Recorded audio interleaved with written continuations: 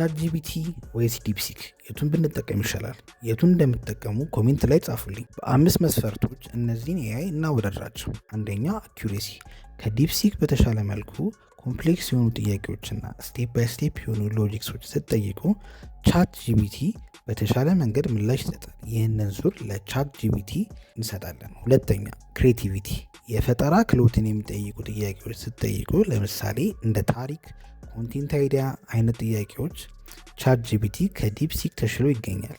ይህንን ዙር ለቻት ጂፒቲ እንሰጣለን። ሶስተኛ ኮዲንግ እና ተዛማጅ አይነት ጥያቄዎች ስትጠይቁ ዲፕሲክ ከቻት ጂፒቲ ዲቴይልድ እና ቴክኒካል በሆነ መልኩ ምላሽ ስለሚሰጥ ይህንን ዙር ለዲፕሲክ እንሰጣለን። አራተኛ ኮስት፣ ቻት ጂፒቲ በነፃም በክፍያም የምንጠቀምበት አማራጭ ስላለው ዲፕሲክ ደግሞ 100% በነፃ ስለሆነ ይህንን ዙር ለዲፕሲክ እንሰጣለን። አምስተኛ ላንጉዌጅ፣ ቻት ጂፒቲ 50 እና ከዛ በላይ ቋንቋዎችን ሰፖርት ያደርጋል። ዲፕሲክ ግን ከቻት ጂፒቲ ያነሱ ቋንቋዎችን ሰፖርት ስለሚያደርግ ይህንን ዙር ለቻት ጂፒቲ እንሰጣለን።